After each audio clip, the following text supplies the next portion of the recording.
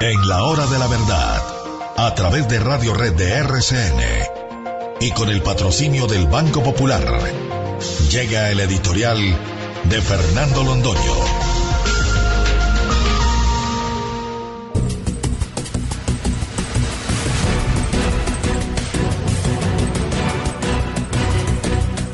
El presidente Santos parece obsesionado, lo que es un problema de psiquiatra, pero nos quiere obsesionar a todos los colombianos, lo que es un problema político al que hay que salirle al paso, con la cuestión de la guerra y de la paz. Él está convencido que lo que hay en Colombia, o cree estar convencido, o dice estar convencido, de que lo que hay en Colombia es un problema de guerra y de paz. Y a eso hay que salirle al paso. Aquí hay que poner las cosas en su sitio preciso. Porque las circunstancias que llamaríamos de orden público, las circunstancias de terrorismo que el país enfrentaba, eran mucho más graves cuando las tomó entre sus manos el presidente Álvaro Uribe en el año 2002. Y le aplicó a esas circunstancias una terapia que él llamó la terapia de la seguridad democrática. Seguridad porque se trataba de devolverle a los colombianos ese concepto en su más puro sentido, que los colombianos pudieran vivir tranquilos, que pudieran recorrer las carreteras del país, que pudieran ir a sus fincas, que pudieran trabajar en paz, que no fueran acosados por la amenaza de bombas o por la expectativa de reclutamiento de sus hijos. Esa seguridad tenía que ser además democrática porque estaba basada en el corazón de la gente. Este fue un movimiento casi unánime del país. Un movimiento que transformó todas las estructuras nacionales y que a través de un esfuerzo colosal que el país hizo, empezando por un esfuerzo tributario gigantesco, el que se produjo a partir de la conmoción interior que ordenó el impuesto al patrimonio por el que se consiguieron 2.5 billones de pesos que transformaron la vida de la nación, porque se pudo armar un ejército nuevo, porque se pudo armar y entrenar una policía que fue a los pueblos de Colombia donde no estaba, porque la policía estaba fugitiva, los alcaldes estaban fugitivos y medio país estaba en manos de las FARC. Ahí había un fenómeno de unas dimensiones colosales que el presidente Uribe combatió con la seguridad democrática. ¿Con cuáles resultados? Queridos oyentes, la historia no se puede olvidar. Las carreteras volvieron a ser de los colombianos, o es que se nos olvidan aquellas gestas democráticas en que salían las caravanas de automóviles pitando alegres por las carreteras que les estaban vedadas unos días atrás. Los campos volvieron a estar tranquilos, y no solamente eso, sino que se volvieron productivos. ¿Cómo se nos puede olvidar que en el gobierno del presidente Álvaro Uribe, y gracias a la gestión magnífica de su ministro Andrés Felipe Arias, se incorporaron a la producción nacional más de 1 millón de hectáreas? Esos son campesinos que tuvieron una nueva expectativa de vida. Esa es gente que en las ciudades vecinas de los lugares de producción y de acopio de esos productos empezó a tenerse una dinámica económica diferente. El país renació de sus cenizas. ¿Y qué pasó con los terroristas? ¿Qué pasó con los bandidos?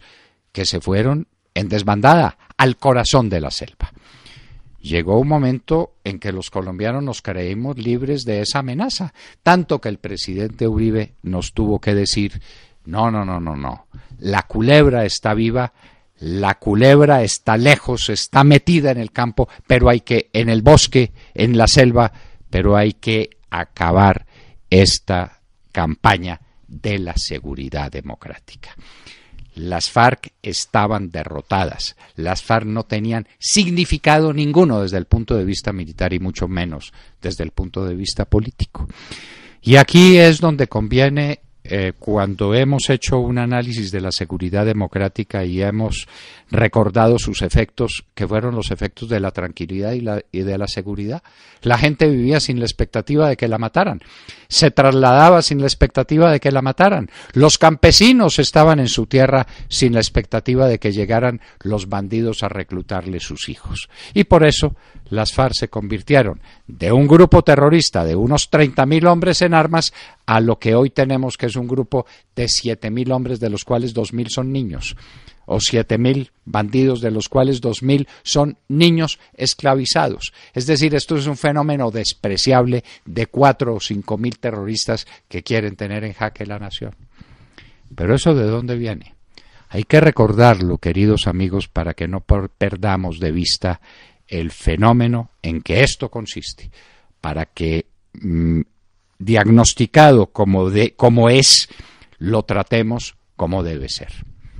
Hubo una época en América Latina en que aparecieron ejércitos, entre comillas, de estos parecidos a las FARC, es decir, grupos terroristas en todas partes.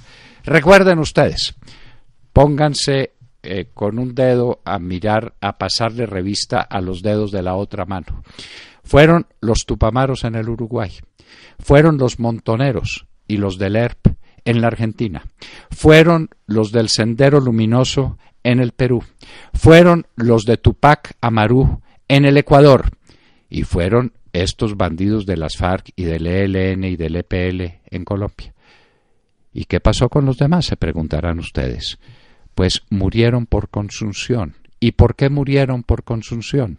Porque eran grupos terroristas armados y dirigidos desde la Unión Soviética a través de Cuba. Cuba, ese país que el presidente Obama quiere decir ahora que está libre de toda sospecha como inspirador de terrorismo, fue el que armó, dirigió todos estos grupos terroristas en América Latina. ¿Qué sucedió? Muy simple, que en el año de 1989, con la caída del muro de Berlín, y después con los efectos políticos que esto produjo en la Unión Soviética, especialmente a través de Mikhail Gorbachev, se acabó como foco de irradiación del comunismo. En otras palabras, el comunismo desapareció. Es que nos hemos olvidado de que los grandes partidos comunistas de Europa cambiaron su nombre, se acabaron como tales partidos y como tales organizaciones. Es que eso ya no existe. ¿Dónde está el Partido Comunista de Santiago Carrillo? ¿Dónde está en España? ¿Dónde está el Partido Comunista de Georges Marchais en Francia? Se acabaron. Eso no existe. Los partidos comunistas desaparecieron. ¿O dónde está el Partido Comunista Italiano? Eso no existe. Eso se acabó. Eso es una pieza de museo. Y por eso se acabaron los Tupamaros, se acabaron los Montoneros, se acabó el ERP, se acabó el Tupac Amaru, se acabó Sendero Luminoso, con una acción de los ejércitos y de la policía de esos países que completaron la tarea. Pero el hecho fundamental es que el comunismo desapareció. Y entonces se preguntará el colombiano, un poco sorprendido y un tanto desconcertado: ¿y por qué en Colombia subsistieron estos grupos? La respuesta sí que es simple, y sí que la entendió el presidente Uribe Vélez. Sí que la entendió.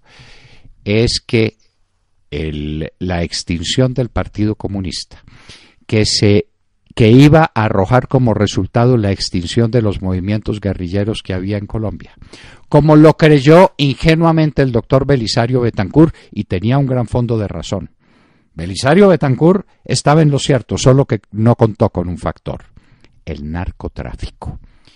La Unión Soviética desapareció, pero en Colombia apareció el narcotráfico, fenómeno nuestro, fenómeno distinto de todos los demás fenómenos, porque las FARC se cambiaron, se mutaron de una organización sostenida por Cuba, dirigida desde la Unión Soviética en contra de las instituciones para crear estados comunistas que apoyaran el sueño de la dominación universal del comunismo, se mutaron en un grupo de narcotraficantes. Que eso es lo que tenemos hoy. A partir de las hazañas que cometieron o que alcanzaron las FARC en el gobierno del presidente Belisario Betancur, cuando sorpresivamente pasan de ser 5, 6 o 7 frentes a ser 50 y tantos, fue movidos por la droga, financiados por la droga, armados por la droga. Y aquí estamos ante un fenómeno distinto, que es un fenómeno terrorista carente de toda significación sociopolítico. En la época en que esto tenía otras características, pudo existir la Unión Patriótica, que era un grupo comunista que era el brazo político unido a las FARC, que eran el brazo armado en la combinación de las formas de lucha. Pero desaparecido el comunismo, tenían que desaparecer las FARC. Pero no desaparecieron porque se convirtieron en una unidad narcotraficante, que no tienen ninguna significación política. Los colombianos no son comunistas, no les interesa el Partido Comunista, y cuando el Partido Comunista se presenta en las urnas ante los colombianos, no sacan el 0.5% de la votación. Eso no existe. ¿Qué es lo que hay en Colombia? Un sistema de terror que hay que derrotarlo y que está fundado en el narcotráfico. Decía que el presidente Uribe lo entendió, y vaya si lo entendió bien. El presidente Uribe empezó por combatir a los narcotraficantes, empezó por fumigar sus grandes extensiones, sus grandes superficies de coca, por erradicarlas manualmente, por golpearles sus bolsillos a través de la extinción de dominio, por bombardearlos en sus campamentos para quitarles toda opción militar, para cerrarles las rutas del narcotráfico, y le devolvió la paz a Colombia. Porque ahí está el núcleo del problema, que es un problema terrorista, que se combate con la seguridad democrática, y que la seguridad democrática cumplió su cometido y que iba a acabar de cumplirlo. Recuerden ustedes un pequeño hecho que se olvida. El ataque al campamento del Mono Jojoy se produjo una semana después de la posesión del presidente Santos, sin que el presidente Santos lo supiera, sin que hubiera alcanzado a advertir qué era lo que tenía entre manos. Era la continuación de un proceso de carácter militar para destruir el terrorismo, y muerto el Mono Jojoy quedaba todo desaparecido. Raúl Reyes había sido abatido en los campos de Sucumbíos en la frontera con el Ecuador, el Mono Jojoy había desaparecido, quedaba errante por las selvas y dispuesto a lo que le pasó finalmente el último de los jefes de las FARC. La cuestión estaba claro, la culebra iba a morir, hasta que vino el presidente Santos y, llevado por su megalomanía, movido por su hermano y por los sueños que su hermano tenía de un comunismo que se adueñara del continente, de una izquierda radical que creara un mundo distinto, fundado en la autarquía total de un Estado que manejara la economía y que destrozara la iniciativa privada y el trabajo libre de los colombianos. Y eso fue lo que pasó, que el presidente Santos le dio micrófono, le dio televisión, le dio significación, les dio un respiro, les dio estatus político a unos bandidos que estaban derrotados como lo que eran, como unos narcotraficantes contra los que operaba la seguridad democrática. El país ahora tiene que escoger ¿qué quiere? ¿Volver a la seguridad democrática y destruir a los terroristas que nos amenazan? ¿O seguir hablando de paz, paz, paz? Como si estuviéramos en guerra. Aquí nadie está en guerra. Aquí lo que tenemos son 7.000 bandidos, de los cuales 2.000 son niños, atacando con terror al Estado colombiano, y atacando con terror a la sociedad colombiana, y atacando con terror a un ejército que no sabe qué hacer, porque no sabe si esos al fin son sus enemigos, o son sus contradictores políticos, o son sus aliados. Ya el ejército no sabe qué demonios son los hombres de las FARC. Seguridad democrática.